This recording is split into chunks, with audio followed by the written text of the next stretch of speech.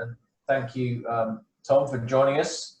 Tom and I met yesterday, and we reflected on how supportive that Tom's been of this chamber over the years and continues to be. So thank you for being part of this series today, Tom. It's appreciated. We have a fairly good following on these new webinars, and we also get quite a good strike rate on people looking at them again after the event that couldn't make it today. So shortly I'll hand over the reins and ask you just to do an address as you do, and then we'll ask people as Tom's talking just to submit some questions through the chat screen. I'll get you guys to open up your chat screen in a second. I've got a couple here too, and we'll hit you up afterwards if that's all right, Tom, and we'll see what comes out of that. But just by way of an update, we continue to grow our membership, probably knocking on the door for 400 members now, as we continue to provide that support for free. So free membership and free renewals. We had a positive board meeting yesterday in the morning and talked about some strategies, again, that the Mayor and I talked briefly about yesterday, particularly around some supporting small business and buying locally across the whole Gold Coast. So I'm keen to hear if there's been any thoughts on that. But also, just before this meeting, I came out of the weekly CCIQ President's meeting, and there's a general consensus that the state government's doing a bit of their own thing, independent of business. So it is very important that these chamber movements continue, and there is an active troop of chambers. It's sadly only about a dozen across the state that are sort of collaborating on this road to recovery. So it's interesting times, and the new norm is very much the new norm. So we'll see how that continues. Okay, I will hand over to you, Tom, to give an address, and we'll take some questions after, if that's okay. Okay, well, good morning, everyone. Thank you for the new norm of addressing Chamber of Commerce members. And I don't recall a time where the Chamber movement really needs to get together more for the advocacy for business needs and requirement, because the business needs and requirement in front of us right now is dynamically changed so much in the past, long call in the past year, just in the past 2 months. And from all 3 tiers of government, through our local Chamber of Commerce that you head, and with the State Chamber, the CCIQ, and the Australian Chamber of Commerce industry, there's a job to do to make sure that the business voice, to be heard at all 3 tiers of level of government. The fortunate thing for us on the Gold Coast is that you've got a mayor who was a previous regional chair and director of CCIQ. And I went through the policy papers that Martin gave to me yesterday, and as I looked through all the policies that's on the paper, I can say to you that it's dear to my heart that all those policy I am absolutely in line with. Matter of fact, it's really just budgeting constraints is probably where we differ on prioritising where we move from here. So that's where the input I'll be seeking to go, well, here are the things that part of your policy. Let's work out what is deliverable in the near future, the short term, and then of course in the distant and long term. And I just want to talk on the short term first, and then we'll talk on a vision where we go from here, at least for the next term. Mate, Martin, just checking that, is it all right, the format I'm doing at the moment, or should I pause for people to ask questions or anything? Or I keep going if you can, Tom, and I'll ask everyone, as I said, just to put some questions as they're listening to you, and we'll take them at the end. So keep going, it's good stuff. Yeah, okay, good. So in the immediate part of it,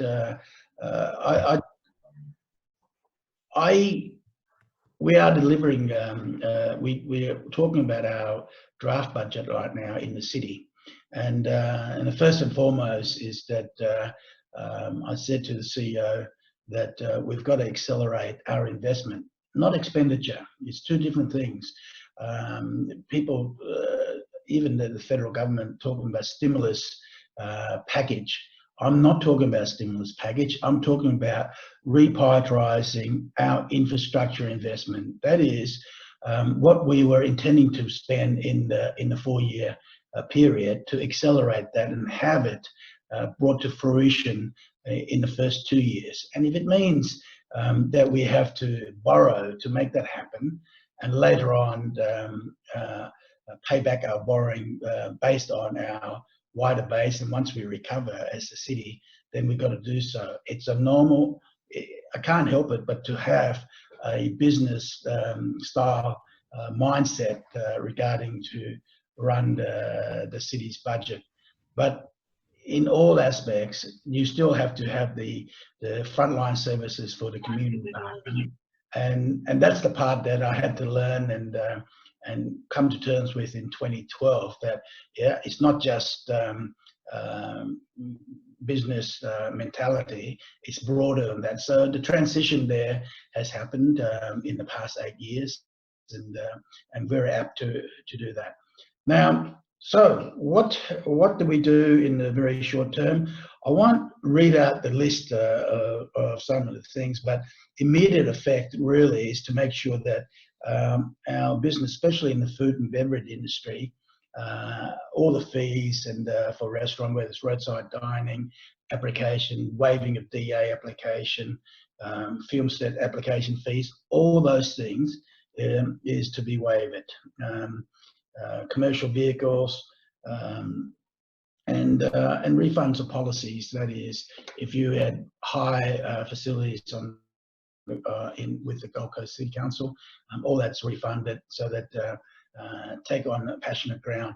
Now, all those things, the short-term part of it, it's on our website. I mean, I know it's I'm not saying it's a cop-out, I'm just trying to get to Q&A as soon as I can, but it is on our website, City of the Gold Coast / COVID-19, and it's all there. And the other thing I'd say to everyone out there, it really is a one-stop shop regarding what grants and what help that people on the Gold Coast can do, because we have links to the right location at the state government and federal government. So if you visit, I'm not very good at this, I'll turn it off, of course. So what you can do is that go to the one site and you'll have all that, and you can see what things that we've announced. So in the medium term, as the budget will get the hand down end of June, what we're working on is that the general rates for residential, it will be a rate freeze. Now, people go, well, what does that mean? It means like this: if your rate bill for your residential investment or house was $1,500, it should be $1,500 again. So that's what rate freezing is concerned.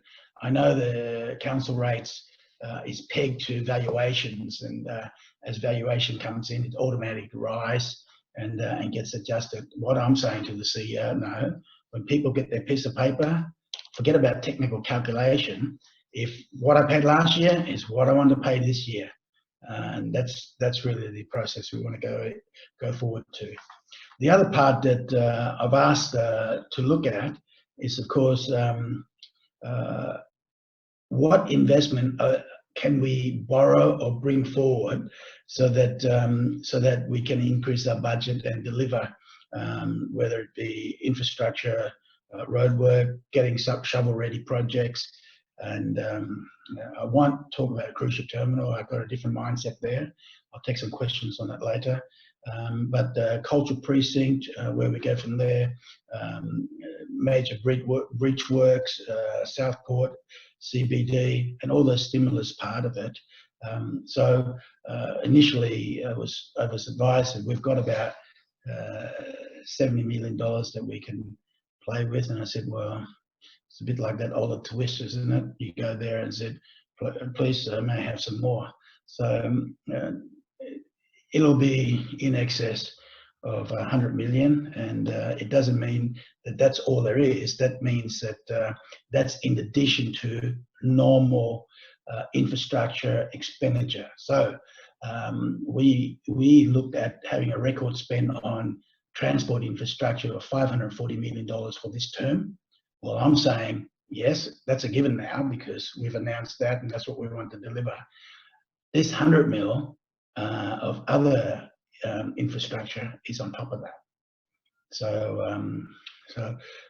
we'll look at doing that. Now, primary objective is that we invest in broaden our economy. And how do we do that? First, we've got to protect our tourism industry. So I've already had a meeting with Destination Gold Coast, what they require there. I can tell you that every single organisation has put their hand out for more budget. At the same time, I want to protect ratepayers from paying more, and that is the fine balance. And so my office is, we're practicing social distancing, but it's a revolving door at the moment as people come in to get my thought process before they do a presentation at council. Everyone knows that I only have one vote, but it's easier to speak on a draft budget when these projects are already embedded in the draft budget. You don't have to argue an item to go in because it's already in there. It's really just presenting your case to make sure that it stays in. So there's a big difference in opportunity to do that. The film industry, the international education industry, had the chairman Rob Warbich in here with Alfred Slogove, and my take on it all is that yeah, we will help, and the byline right now, I think, to get it out there to all the business and promotion is this. The cut through, it's not about promoting the Gold Coast. Just come to the Gold Coast because it's a good holiday destination. You come to the Gold Coast, the dialogue is this. When we're not trying to compare New York, London, or other major destination and highlighting Rome and all that, and there's COVID-19 mishap. All I'm saying simply is that Gold Coast, through COVID-19, 0 death. That's all. I'm not comparing to anyone. I'm just saying we had 0 fatality. So the sharing and the instance of direction then is that I want them to think that hey, the Gold Coast might be a good place for a second home to invest. Now that's the dialogue I'd like to have. Not about let's come here for a week's holiday or 3-4 days shopping and that. I want the dialogue going, where else can we go in the future on our wish list to have a second home, a holiday home, or future investment that it's not just great lifestyle, but healthy lifestyle. How do you define healthy? That's my point. Defining healthy is by saying we're not healthier than anyone else. All I'm saying is Gold Coast, 0 fatality. Pretty sure they can work that out pretty quickly. And then underlining with that, there'll be messages out there of what else we're doing, that we mean it when we got a very healthy lifestyle. I want the opportunity, so for locals and tourists alike, when they go to the public toilet, forget about just soap washing your hands. There's literally sanitary bacteria killing dispenser there that you can just go and clean, and that's the mindset of it. You walk into the park, instead of having a bubbler, you bend over to have a drink. You basically brought your own bottle, and it's to refill the bottle for you to continue to walk, and that's how you take the water with you. So the health benefit, it's not just a healthy lifestyle, it's a health first lifestyle. And what I mean by that then is that I want to put that out for all locals, and that will permeate through our tourists, and the wanting to be part of the Gold Coast will mean that, gee, we've got to go and check this place out because that might be a place, a safe haven place for me and my family to come. So the dialogue from there will be tourism, because there's an automatic that, hell, where are we going to go now that the international sky is going to open? Let's go somewhere there's no fatality. Where would we send our international, where would we send our kids? The most cherished thing you have in your life is your kids. And where would I send my kids? Well, that's the question I want to put to them. Forget London or New York and the like. I look at the Gold Coast, apart from excellent education, but zero fatality. That's going to be the theme that I'd like to put forward, and that theme should carry right through the whole of the business community, because together with that, nobody else can claim that. At the same time, yeah, you can have some way out places to claim, yeah, we got zero fatality, but we only got a population of 5,000 people. Right? We're the 6th largest city in Australia, and we had zero fatality. So that's really going to be the dialogue to build confidence in a place that we call our home. And once you get that confidence going, that is the health lifestyle, and of course the fun and all that sort of stuff. That's now secondary. And so when you do a golfing tour, well, you want to go and play golf. That when you finish your 18 holes and have a cold drink and your dinner and everything, that you can come back and play another 18 hole in times to come. So and when you go home, you know very well that you're not going to catch your COVID-19 on the Gold Coast. That's one thing we won't be exporting.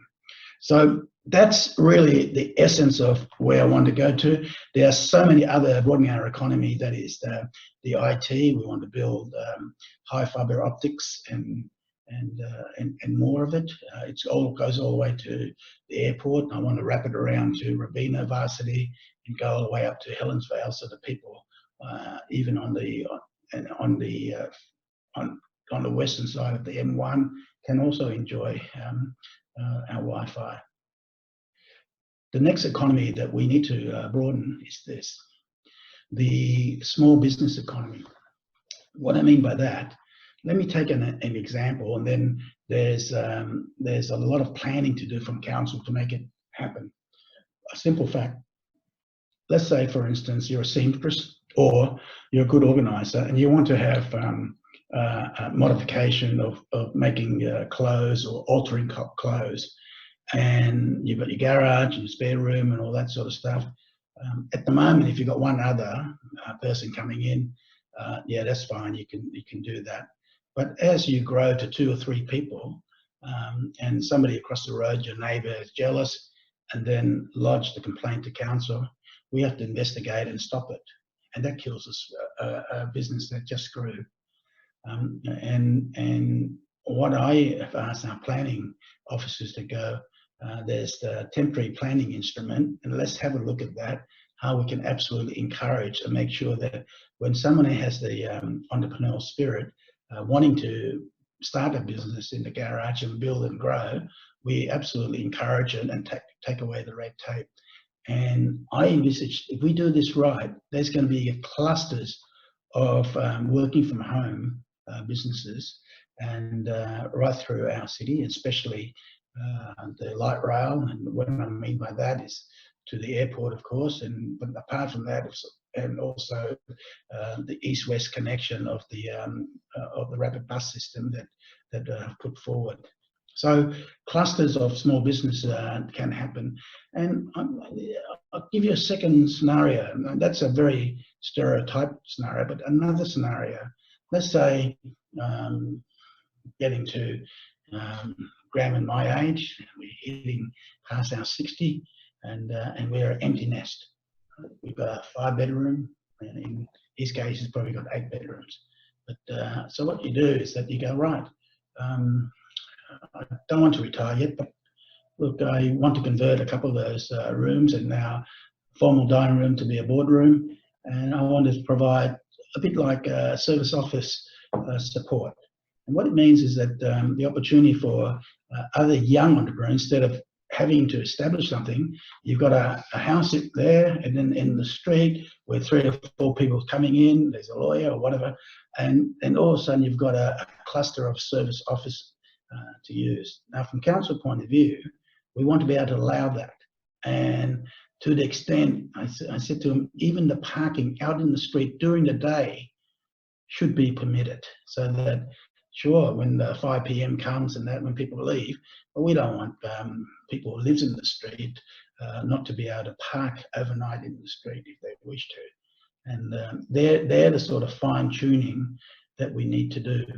So the new norm for the COVID-19 style working from home, there are going to be some people still working from home, but I want to expand more than that, to the extent that if there's a growth of a small business, to encourage it without having to jump in the car and trying to rent an office space, Broadbeach, Surfers Paradise, Southport, or Robina, wherever. So that's one of the part that, as the Chamber of Commerce, you've heard it first, because that's what we're going to work towards. It's from council point of view, it's not straightforward. Excuse me, it's not straightforward, but if you've got the will to do it, you should be able to do it. So, in summary, by the end of the 4 term, who knows what's going to happen with the COVID-19? Some are saying that potentially the vaccine should be found within 12 months. Another scenario was put to me yesterday, is that some scientists have started saying that there'll be no vaccine, 0. So what happens in that scenario? And because that person's a learned person, I won't name the person, but what happens, the Spanish flu? I said, well, what happened there? He said, there was no vaccine found. Basically, the virus went right through, and reportedly 100 million people perished back then, 1819, and a third of the world population was infected. Not saying that that's the apocalyptic scenario I'm putting to you, but the mindset is, yep, it should be right that in 12 months' time it'll be fine. We'll get a vaccine and it'll go to the new norm.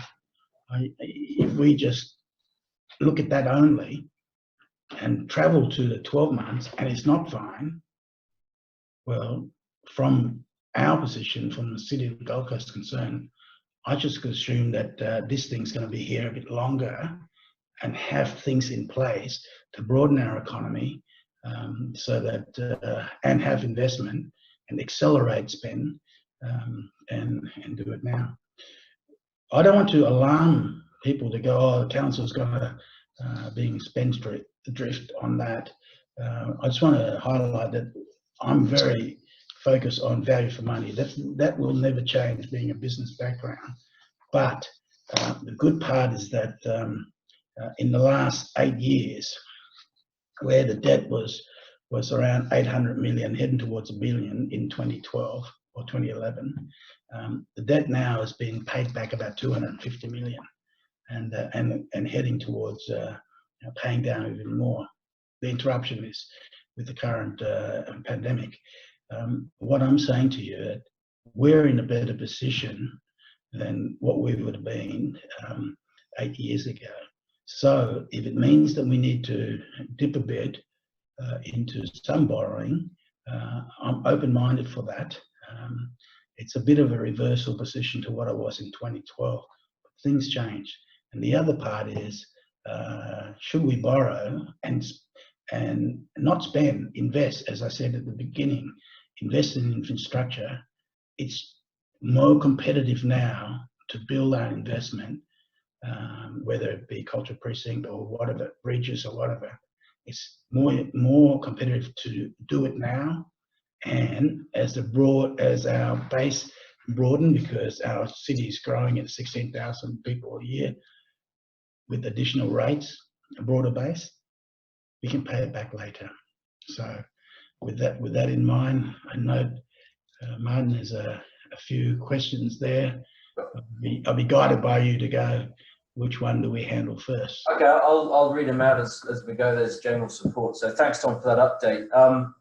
Just touching initially on the business on the Gold Coast, we as a chamber now talk about the broad church of business, in addition to obviously small and medium-sized business, but particularly focused on the Gold Coast.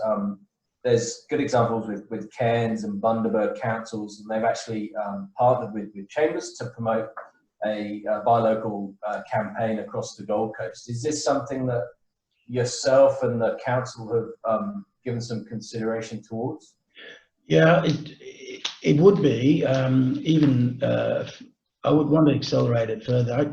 In 2011, from memory, with our council spending local style out of our budget, I think was only 38% of contracts was going to local companies, and we brought in percentages that if you are locally based, you get a 10 percentage point in tender advantage, and if you won the Gold Coast, if you're a finalist in the Gold Coast Business of the Year, get another 2 percentage point, and a few things like that to basically favour local businesses. And I think end of last year, I think as of November last year, we got to about 80% of our spend on the budget are to locals. The only ones that the only one when I went to, I'm not sure it was the Chamber of Commerce or somebody raised it, and he said, well, for the larger projects, we are not getting the competitive advantage being a local. And I went back and I said, yeah, there's anything above, I think, $5 million, and it's not coming back to locals. So I want to modify that to make sure that why should large projects to be outsourced unless it's specialised. If we're buying something that you can only get outside the Gold Coast, then obviously I can't. Whatever percentage point you put in there, you start moving away from value for money. So we'll do that. The other part is that I would welcome to sit down with, when the COVID is over, I'll get our procurement officer, Glenn Potter, my chief of staff, and come and see you and lay out and see how we can improve further as far as helping local business. And you know what, Martin, when you mentioned some other regions, if they do something better than us to help local business, well, mate, it's not beyond me to embrace that and tweak it to make it work on the Gold Coast. Can I just add to that? Just newsflash just came in from the Premier, what she'll announce in about half an hour, that restaurants, cafe, and some of you will love this, nail salons will be reopened on tomorrow, and of course, so means that you can go dining and on the 16th. Beg your pardon, on the 16th, not tomorrow. I'm getting anxious. So we're getting close. In a week's time, we'll be able to go back and support our food and beverage people as well. And the other message I've got here, the Brisbane Lord Mayor described as a shit sandwich, and because some of the number establishment find it very hard because the policing and all that sort of stuff's not working in Brisbane. So I don't know what they're serving in Brisbane, but on the Gold Coast there'll be better sandwiches. Absolutely.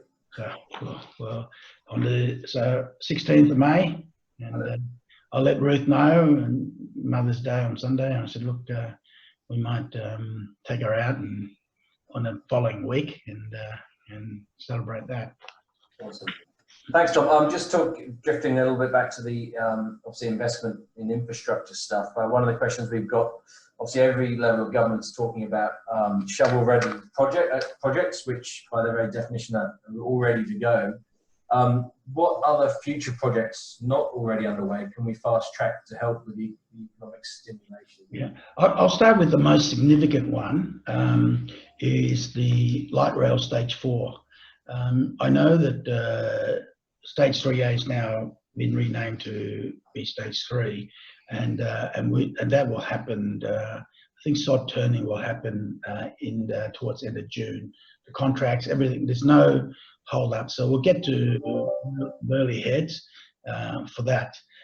But what I want to do early is that with stage 3, the state government and the council put in $5 million each to accelerate the business plan, and that so the consultation and the detailed design start nice and early. So in this budget, I've already said to Dale to go, well, we better put our half in. The minute we adopt our budget, I'm going to go out to the state government and say, well, last time we did the deal of 50-50 funding for to get it shovel ready, so that we get it shovel ready for stage 4.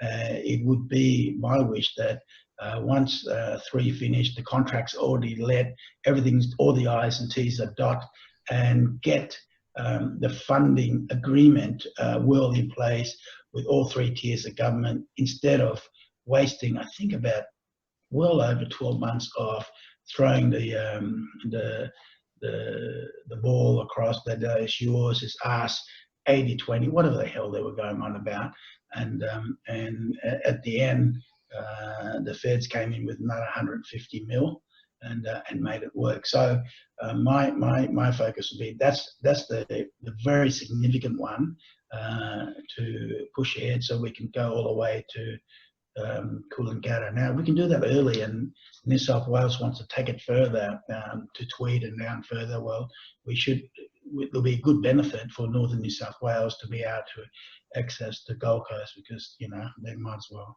come up here subject to COVID-19. The other project that will be shovel ready, and that is further ferry terminals. I want to start building other ferry terminals.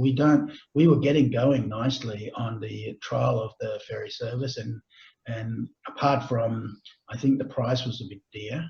If you got mum and dad and 2 kids for one way, yeah, but you got to come back as well. So it was a bit dear, and so I want to look at that. But I want to be able to put another ferry terminal, and that if we want to go to Suncorp Stadium in the future, well, you should be able to jump on the boat and go all the way up to there. But of course, different stops in between, Royal Pines, and we've got the waterways. I think we're not utilising it enough. Brisbane is doing a much better job. They started earlier, so we should catch up. Thank you. Changing tack a little bit, a question on a bit of a technology platform. What role does technology play in the COVID recovery? Can we use existing smart city technologies to manage venue and location, visitor density, etc.? Again, and then a follow-up about consumer and resident confidence. So can technology play, and will it be playing a better part in COVID recovery from council's perspective? Yes, on the technology, our economic development is embedded in with IT. The same person that looks after our technology, Ian Haddon, is also the head of our economic department as well. So what I've been alerted from him is there's so many different new business that council can help, and as long as we build the technology infrastructure to go with that. So in compass to that, he's got a suite of wish list that we'll be sending to the state government to come and fund with us, and so we can accelerate, because this support to what I'm saying earlier about building business, working from home, or the entrepreneur centres, the health and knowledge precinct, we've got to accelerate that. even if it means that we got a discount or make it incentive that it attracts health research and knowledge research to go into our health and knowledge precinct. So that's where the acceleration will be, and we get a lot more mileage if I can get some money also from the state. Not try anything we do. I find that if we put our herd money in to match the state, it's harder for them to say no, and that's what I'll be doing. And the opportunity to get these things through, you know, there's COVID-19, yes, but the opportunity is that there's an election in October, and let's get all these things across the line, even if it means, as I said before, that we need to borrow a few dollars and to make it happen. Excellent, thank you. Just in the meeting before this one, we heard from CCIQ that obviously National Cabinet's making some more announcements. I think you just leaked a bit of what might be coming there from the state. So obviously opening, easing restrictions going forward is, I believe the lessons being learned is more time is better than actually putting the restrictions in the first place. So there's talk about 4-week blocks of easing restrictions so businesses can get back on their legs and you know, dust off the shelf, so to speak. So tracing that with, you know, a desire for we are open for business sort of rebirth, a question from one of our members here is, how are we going to market the Gold Coast, or how are you going to market the Gold Coast to get people back when the time's right? Yeah, well, I've been talking with Destination Gold Coast, and one of the commentary I made is that the normal way is going, come to the Gold Coast for your holiday. Yeah, that's a given. I would say to the Destination Gold Coast is that that use the Gold Coast as your base for holiday. So what I mean by that is pick the Gold Coast. So instead of staying a long weekend of it, make a full week of it, because there's so much more that we can package in and for them to see. We need to highlight it. So the usual, the beach and all that sort of stuff, and the shopping, they can do all that 2-3 days, they're done. And of course our golf, that's another day. But it's even to the extent to show that, you know, if you're based from the Gold Coast, you can go all the way to Byron, spend your whole day there and come back. Next day you can go to up to Mount Tamarine and have a look at that and come back. And the next day there's Castlemaine Brewery. You can go there and get a different kind of experience. So my point is that it's a bit like a spoke attitude, that here's some packages that you and your family can enjoy. Some will go to a destination like the theme park, and Dad will go to play golf, and Mum will go and shop at Harbour Town because it's good value. But we all come back together into the Gold Coast, and that's really the you know, the base camp is the Gold Coast, and value for money in the way that you buy the whole week. And you know, Barry will be able to tell you, buy a whole week, and especially his resort is probably, you know, you pay for 4 days, get 3 days free. Well, that's the new deal you just put on the table for them, so that's good. Is there any sort of direct campaign that's been talked about? And that I think we're all in agreement what we can offer, but is there a campaign per se of how that's going to look that we can all get behind? It's Destination Gold Coast is working furiously to come up with that. I think they'll be doing a presentation to council in about 2 weeks, and you know, they kind of allude me to some of it, but I won't steal their thunder. They've got to present it for council. But you know, what comes with that is the price tag as well. So and you know, they're looking for a big price tag. And I've just got a way up to go. Well, until the skyways are open, the timing of your campaign, like for instance, if you can't fly from Sydney and Melbourne, what are we doing advertising down there? So you can't, because people are really very immediate, and no point spending a load of money and go, oh, in about a month you can come and do this. So just got to keep our powder a bit dry. But the conversation is that healthy and safe, that's us. If they're going to keep pushing that, all of us that is, then the time comes when the border restriction is lifted, we can go to the next stage of marketing. Thanks, Tom. Tapering towards the end now, sort of pertinent question segues from there. Obviously, the question is, how's the new major events Gold Coast going? And I suppose a part of that is there's obviously funding allocated to that. Is that forming part of this new journey? You know, obviously, before borders open, acknowledge that's a big restriction, but obviously we're not going to be putting on big concerts, I wouldn't have thought, for a little while yet. So how does that form into how WGC go?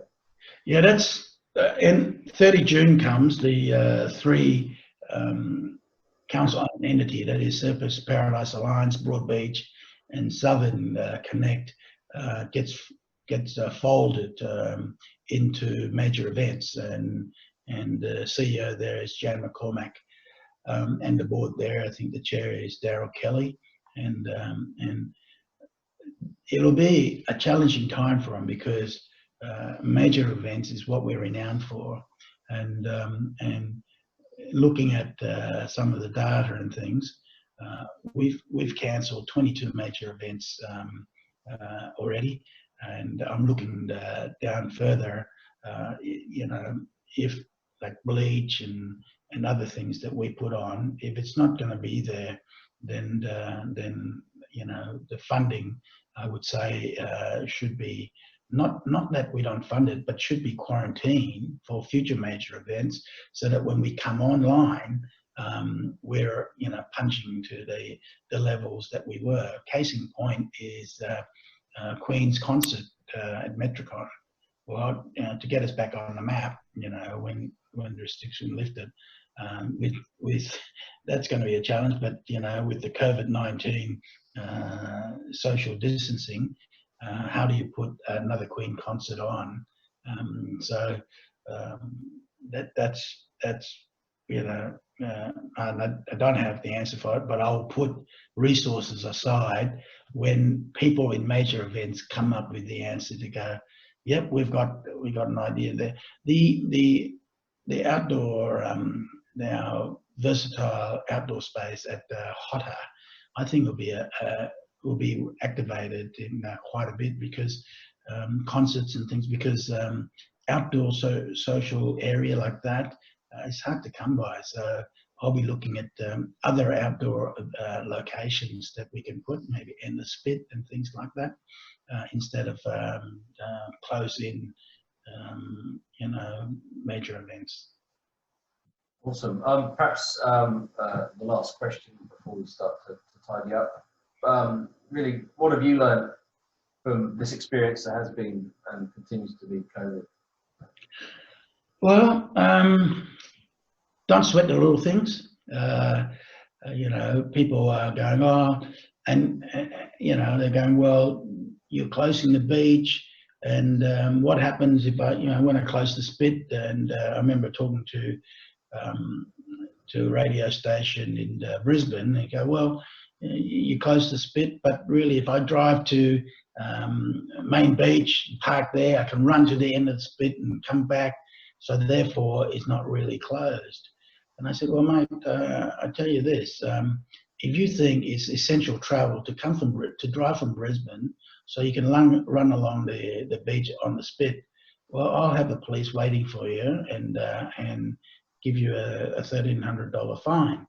And he goes, well, sounds a bit like to us Brisbane people that you're telling us to F off. I said, now you got the message. Yeah. So my point here is that those sort of little thinking, don't focus too much on it and look at the overall. My job was that, look, if the numbers are, the social distancing not happening, well, which there's never been a mayor on the Gold Coast, and a beautiful sunny day, you close 3 major beaches, shut all the council car parks down and all that sort of stuff. I mean, they were carefully thought out, and then reopening it, you know, it's one of those things.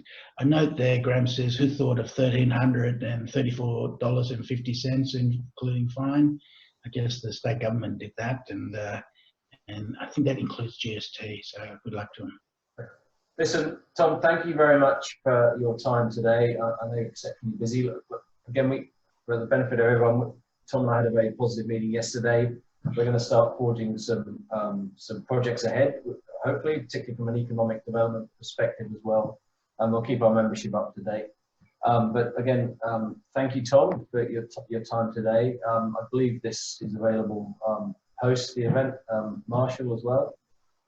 Also, Marshall's reminded me, he's probably got a personal thought behind this, but we are looking to resume our sunrise golf, which has been a bit of a mainstay of the chamber for some years. So I think any interested parties, please let Marshall know through the chamber address. So listen, thank you again, everyone, and particularly Tom. I appreciate your support, and we will see you all next week. Thank you very much. All right. Thanks, mate. And Marshall, I'm in for the golf. See you there, mate. Thanks, Tom.